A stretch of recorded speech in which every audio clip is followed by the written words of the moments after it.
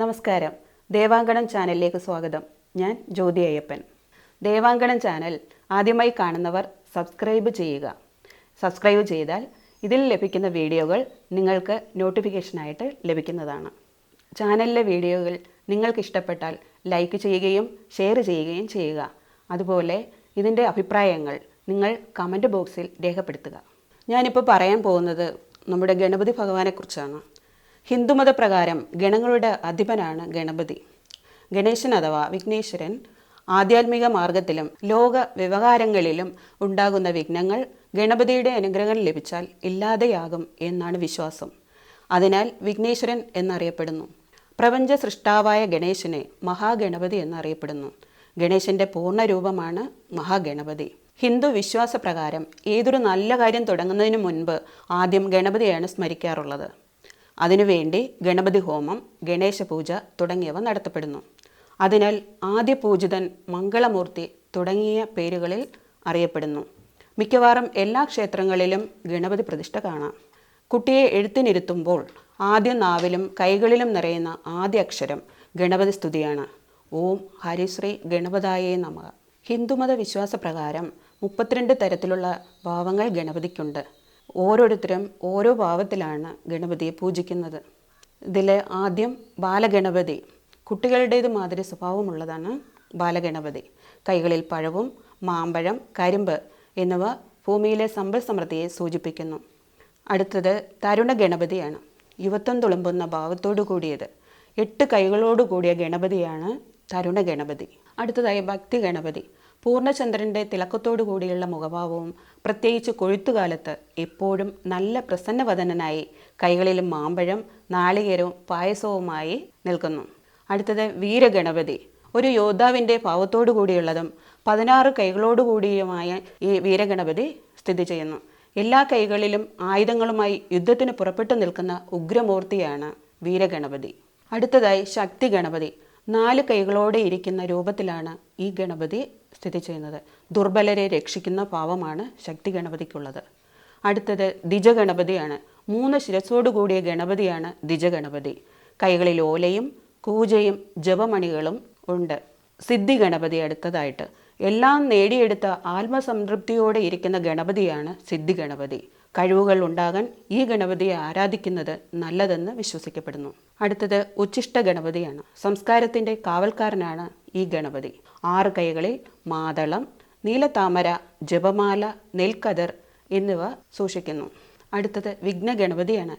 എല്ലാ തടസ്സങ്ങളും നീക്കുന്ന ഗണപതിയാണ് വിഘ്നഗണപതി. അടുത്തത് ക്ഷിപ്രഗണപതിയാണ്. വളരെ വേഗം പ്രവർത്തിക്കുന്ന ഗണപതിയാണ് ക്ഷിപ്രഗണപതി. തുമ്പിക്കൈയിൽ ഒരു കുടം നിറയെ അമൂല്യ രത്നങ്ങളായിട്ടുള്ളതാണ് ക്ഷിപ്രഗണപതി. ഉഗ്രമൂർത്തിയാണ്. അടുത്തത് ക്ഷിപ്രപ്രസാദ ഗണപതിയാണ്. പെട്ടെന്ന് പ്രസാദിക്കുന്ന ഗണപതിയാണ് ക്ഷിപ്രപ്രസാദ ഗണപതി. കുശപ്പുല്ലുകൊണ്ടുള്ള സിംഹാസനത്തിൽ ഇരിക്കുന്നു. അടുത്തതായി ഹെരംബ ഗണപതിയാണ്. 5 മുഖമുള്ള ഗണപതി. വെളുത്ത നിറം, ബലഹീനരുടെ രക്ഷകൻ എന്നാണ് ഈ ഗണപതി അറിയപ്പെടുന്നത്. ഒരു വലിയ സിംഹത്തിൻ്റെ മുകളിലാണ് സവാരി. അടുത്ത ലക്ഷ്മി ഗണപതിയാണ്. തൂവെള്ള നിറമാണ് ഈ ഗണപതിക്ക്. ലക്ഷ്മി ദേവിയോട് കൂടിയിരിക്കുന്നു. കൈകളിൽ തത്ത, മാതളം, ഐശ്വര്യവും സമ്പത്തും നൽകുന്ന ഗണപതിയാണ് ലക്ഷ്മി ഗണപതി.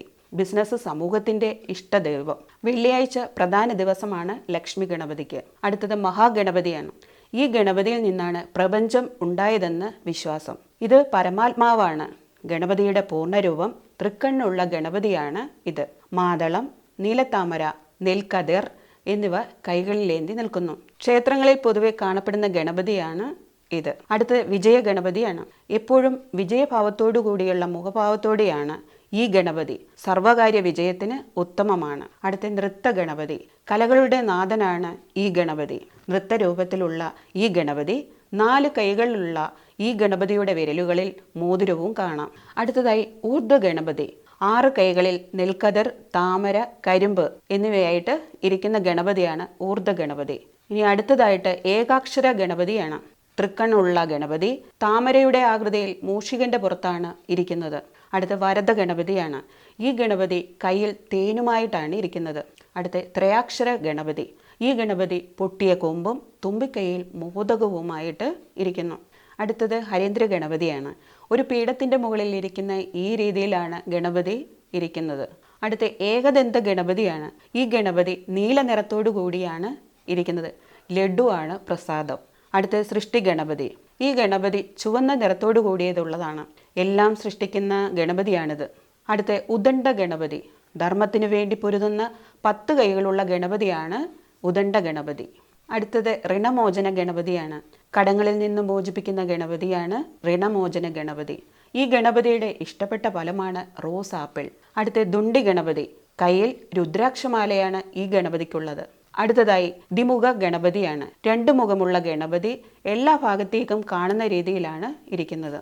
അടുത്തത് ത്രിമുഖ ഗണപതി. സ്വർണ്ണ നിറത്തിലുള്ള താമരയാണ് ഇരിപ്പിടം. അടുത്തത് സിംഹ ഗണപതിയാണ്. ഈ ഗണപതി ധീരതയെ സൂചിപ്പിക്കുന്നു. അടുത്തത് യോഗ ഗണപതിയാണ്. യോഗമുദ്രയിലിരിക്കുന്ന ഗണപതിയാണിത്. ധ്യാന നിമഗ്നനാണ് ഈ ഗണപതി. അടുത്തത് ദുർഗ ഗണപതിയാണ്. യുദ്ധവിജയത്തിൻ്റെ പ്രതീകമാണ് ഈ ഗണപതി. ശത്രുക്കളിൽ വിജയം നൽകുന്ന ഗണപതിയാണ് ദുർഗ ഗണപതി. അടുത്തത് സങ്കടകര ഗണപതിയാണ്. എല്ലാ ദുഃഖവും ശമിപ്പിക്കുന്ന ഗണപതിയാണിത്. പൗർണമി കഴിഞ്ഞു വരുന്ന സങ്കടകര ചതുർത്ഥിയാണ് പ്രധാന ദിവസം. അപ്പോൾ ഞാൻ ഈ പറഞ്ഞ 32 ഗണപതിയുടെ ഭാവങ്ങൾ നിങ്ങൾക്ക് എല്ലാവർക്കും മനസ്സിലായി കാണുമെന്ന് വിശ്വസിക്കുന്നു. അതുപോലെ ഈ ചാനൽ വീണ്ടും കാണുക, സബ്സ്ക്രൈബ് ചെയ്യുക, ഷെയർ ചെയ്യുക, ലൈക്കും കമൻറ്റും ഇടുക.